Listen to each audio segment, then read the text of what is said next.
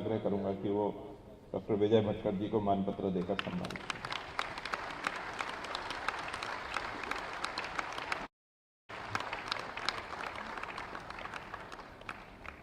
धन्यवाद।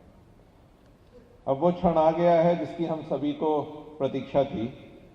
अब मैं उत्तर प्रदेश के यशस्वी मुख्यमंत्री श्रीमान योगी आदित्यनाथ जी से आग्रह करता हूं कि वो हम सबका मार्गदर्शन करें।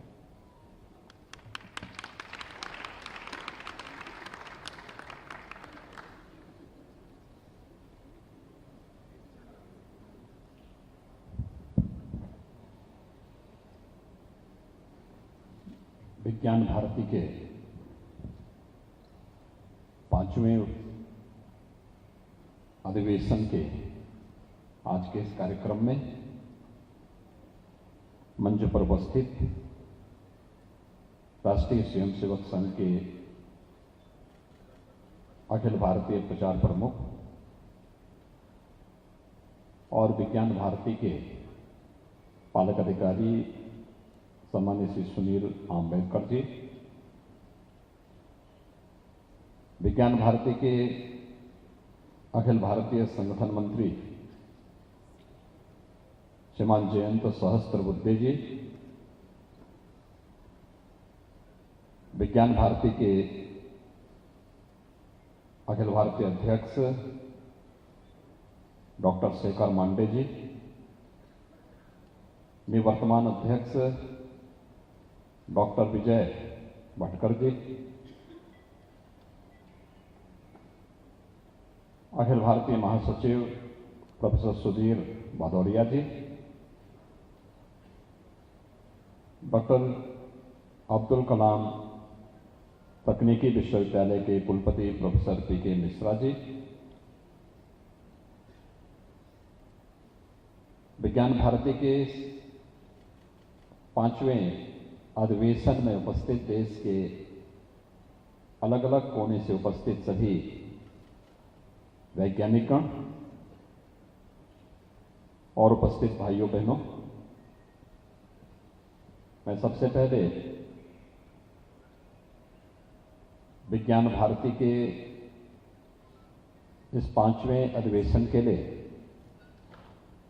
उत्तर प्रदेश की धरती को चयन करने के लिए विज्ञान भारती को हृदय से धन्यवाद देते हुए आप सभी का मैं उत्तर प्रदेश में स्वागत करता हूं, अभिनंदन करता हूं।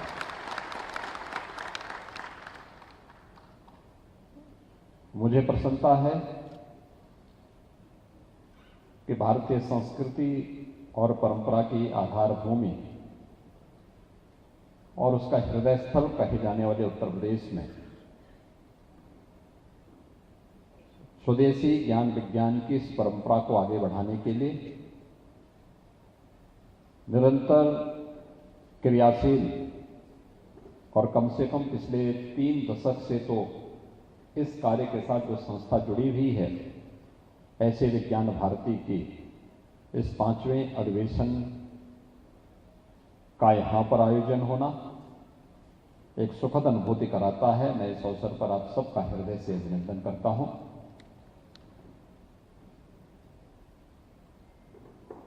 ये हम सबके लिए एक सुखद संजोग हम सबके सामने प्रस्तुत करता है एक कि वास्तव में विज्ञान क्या है। मुझे लगता है कि हम सबकी जो दृष्टि है, भारतीय दृष्टि है, किसी भी नए ज्ञान को हम विज्ञान मान लेते हैं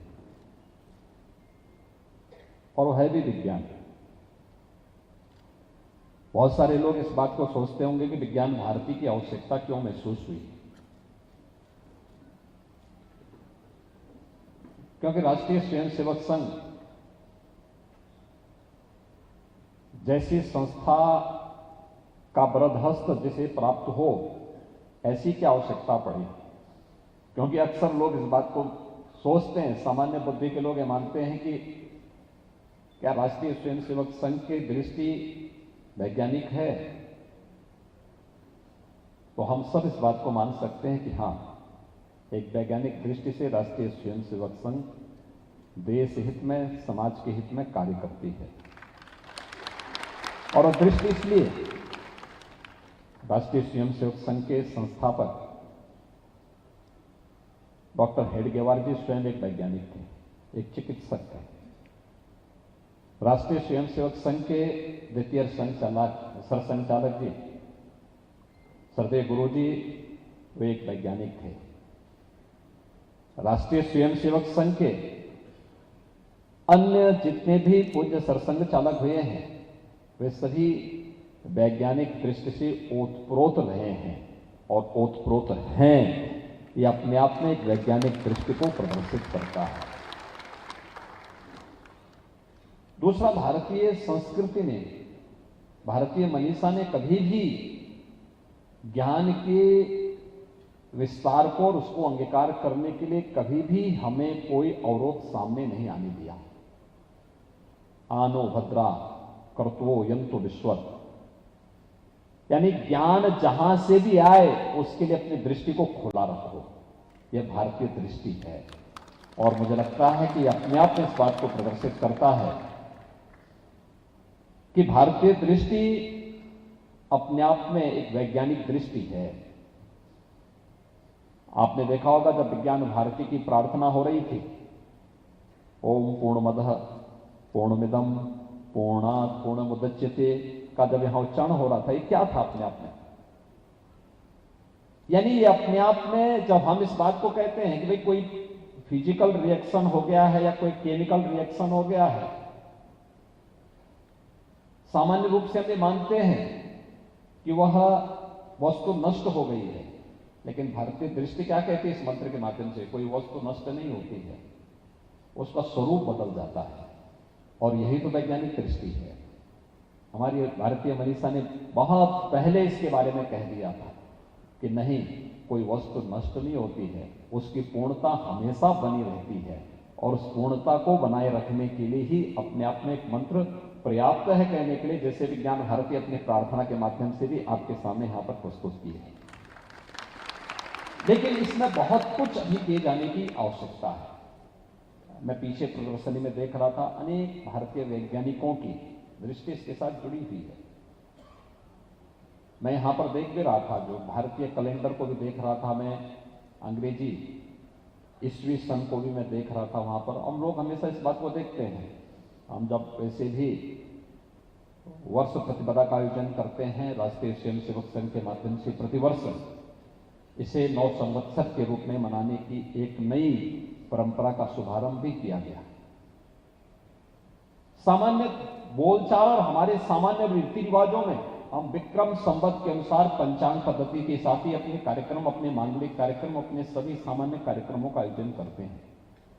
और एक बार देखें तो हम दो प्रकार के उसमें रहते हैं। सरकारी कामकाज को हम हिंदी यानी अंग्रेजी तिथि के अनुसार करते हैं, लेकिन अपने घर के कार्यों को, मांगलिक कार्यक्रमों को या कोई भी अन्य शुभ कार्य का शुभारंभ हम लोग अपने पंचांग के अनुसार, भारतीय पद्धति और अपने विक्रम संवत की तिथि के अनुसार ही उस कार्यक्रम को, उसका मुहूर्त निकालते हैं, उसके अनुसार तिथि तय करते हैं और फिर उस कार्यक्रम को आगे बढ़ा करके उस शुभ के अनुसार ही करते हैं।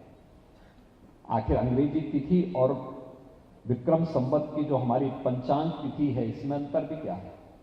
अगर आप देखेंगे, अंग्रेजी जो तिथि है इसमें वैज्ञानिक दृष्टि नहीं है, लेकिन विक्रम संवत इसमें वैज्ञानिक दृष्टि है। अंग्रेजी तिथि में कोई भी मुहूर्त कौन कब हो रहा है उसका कोई निश्चित तिथि नहीं है। सूर्य ग्रहण कब लगना है और चंद्र ग्रहण कब लगना है, ये तिथियां बदलती रहेंगी। अंग्रेजी उसमें अगर आप उसमें देखेंगे तो उसकी तिथि बदलेगी। लेकिन अगर आप पंचांग के अनुसार देखेंगे तो पूर्णिमा के दिन ही चंद्र ग्रहण होगा और अमावस्या के दिन ही सूर्य ग्रहण होगा, उससे इतर नहीं हो सकता। लेकिन ये हमारे ऋषि मुनियों ने बहुत पहले इस बारे में बता दिया था। 500-500 वर्षों का पंचांग आपको देख सकते हैं लोगों के पास। यह अपने आप एक वैज्ञानिक दृष्टि है। केवल मनुष्य और प्राणी में ही संवेदना नहीं, बल्कि हरेक जंतु में भी, पेड़ पौधों में भी संवेदना है। यह भी एक भारतीय वैज्ञानिक ने, जगदीश चंद्र बसु, जो स्वतंत्रता संग्राम सेनानी भी थे, उन्होंने यह दृष्टि दुनिया को दी। एटम क्या होता है, यह दृष्टि भी भारतीय एक दार्शनिक ने, महर्षि कणाद ने सबसे पहले अपने वैशेषिक दर्शन के माध्यम से इस भाव को सबके सामने प्रस्तुत किया था। आज हम गॉड आर्टिकल की बात करते हैं। आखिर गॉड आर्टिकल क्या है? आत्मा की नश्वरता। ये भारतीय ऋषि बोल चुके हैं, और महाभारत में तो आपने देखा होगा, जब गीता का उपदेश भगवान श्री कृष्ण अर्जुन को देते हैं, तो ये आत्मा के बारे में ही तो कहते हैं, ये हर काल, हर देश, हर परिस्थिति में रहेगी। इसको अग्नि नहीं जला सकती है, इसको मार नहीं सकता, कोई इसे काट नहीं सकता है, तो मरने से क्यों डरते हो? अर्जुन को यही तो भगवान कृष्ण कहते हैं। केवल उसका रूपांतरण होना है। दुनिया आज उसको ढूंढ रही है। हमारा शास्त्र, हमारा दर्शन उसकी बृहद व्याख्या पहले ही कर चुका है, हजारों वर्ष पहले कर चुका है। अगर श्रीमद् भगवत गीता को आप देखें तो 5000 वर्ष तो आपके लिखित उसमें आ जाता है कि 5000 वर्ष पहले भी गीता का संदेश जितना प्रासंगिक था, आज भी उसका महत्व उसी रूप में है। लेकिन हम पिछड़े कैसे? क्योंकि हमने अपने ज्ञान को धार्मिक दृष्टि से तो अंगीकार किया, लेकिन उसका जो व्यावहारिक स्वरूप होना चाहिए था, उसको अंगीकार करने का प्रयास हम लोगों ने इस रूप में नहीं कर पाए।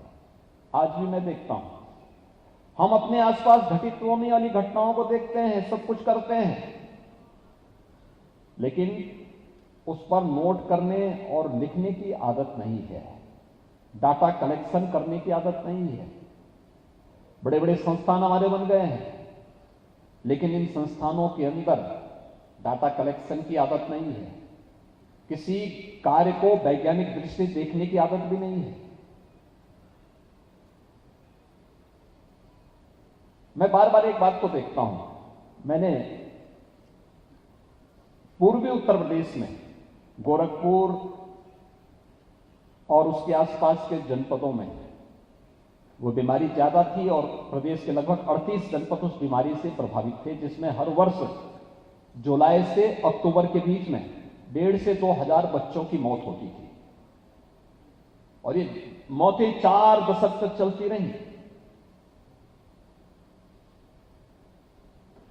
अब आश्चर्य करेंगे कि 4 दशक में जिन मौतों के लिए कोई बेहतर प्रयास मेडिकल साइंस की दृष्टि से नहीं हो पाया, स्थानीय स्तर पर कार्यरत तमाम अन्य संगठन नहीं कर पाए। हमारी सरकार ने उस बीमारी के उपचार के लिए नहीं, उसके प्रबंधन के लिए मात्र 4 वर्ष में उस बीमारी से 95% मौतों को नियंत्रित किया है। 95% मौतें आज यहां कंट्रोल हुई हैं। अलग से कोई बजट का प्रावधान नहीं किया, बजट हर विभाग के पास पहले से था, लेकिन हम लोगों ने उन सबको जोड़ा है, आपस में जोड़ करके, और ये देखने का प्रयास किया कि वास्तव में इसका कारण क्या है।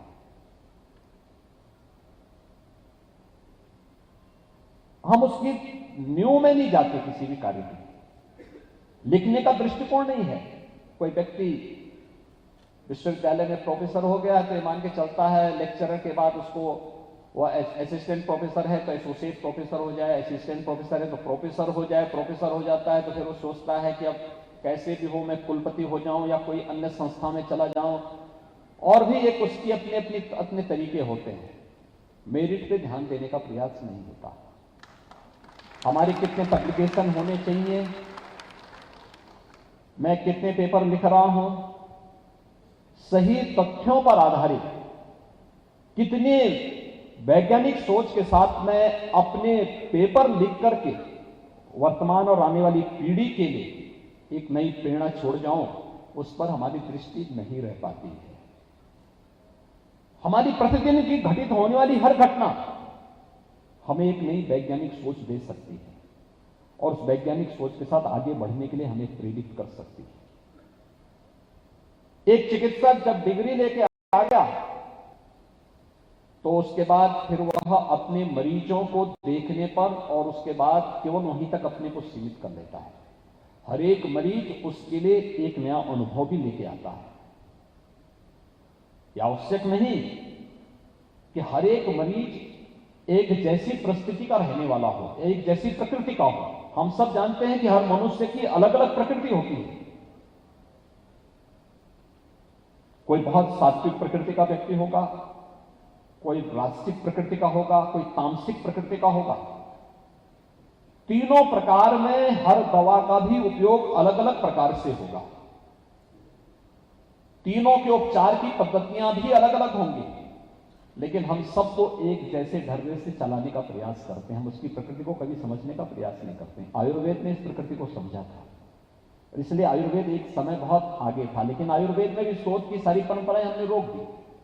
वो तो भला हो कोरोना का को कम से कम आयुष की शरण में लोग चले गए, और आयुष में भी कम से कम काढ़ा पीना लोगों ने शुरू कर दिया। अन्यथा इसको तो हमें मानते थे कि सब वैसे ही है सब। यानी हमने उसको वह दृष्टि देने का प्रयास नहीं किया। और इसलिए आप जितनी भी यहां वैज्ञानिक आए हैं, आपसे मैं एक आग्रह करूंगा, जिस क्षेत्र में है उसमें लिखने की आदत डालिए। पेपर लिखिए, सही जानकारी पर आधारित, सुनी सुनाई बातों पर नहीं, अपने स्तर पर अपना पेपर लिखिए थोड़ा, और फिर उस पर चर्चा करिए, डिस्कशन करिए। अपने नवोदित वैज्ञानिकों को उस प्रकार की सोच के साथ आगे बढ़ने की आदत डालिए। अपनी पब्लिकेशन को आगे बढ़ाने का प्रयास करिए। नेशनल और इंटरनेशनल जर्नल में अपनी पब्लिकेशन को भेजिए, और फिर बाद में उसको पेटेंट करने की आदत के साथ अपने आप को जोड़ने का कार्य अगर आप कर पाएंगे तो आप एक सही दृष्टि देश को दे पाएंगे, और समाज के लिए आप एक नई उपलब्धि के साथ आगे बढ़ पाएंगे। और मुझे विश्वास है कि विज्ञान भारती इस दिशा में नेतृत्व दे रहा है। अवश्य आने वाले समय में हम लोग प्रधानमंत्री मोदी जी की जो मंशा है, नेशनल एजुकेशन पॉलिसी, इस देश से बहुत बड़ी सहायक हो सकती है। कार्य करने के लिए न जगह की कमी है, न संस्थाओं की कमी है।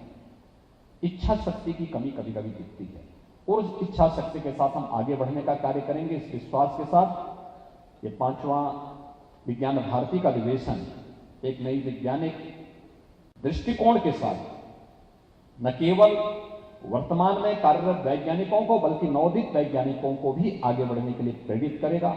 उनके नए पब्लिकेशंस आएंगे, उन पब्लिकेशंस के माध्यम से हम लोग फिर आगे अपने आप को, अपने किसी अभिनव सोच को, अपनी अभिनव दृष्टि को और अपने अभिनव शोध को पेटेंट कराने की प्रक्रिया के साथ जोड़ने का कार्य भी कर पाएंगे। इस विश्वास के साथ मैं इस पूरे 2 दिवसीय अधिवेशन के प्रति अपनी शुभकामनाएं देता हूं। धन्यवाद। जय हिंद।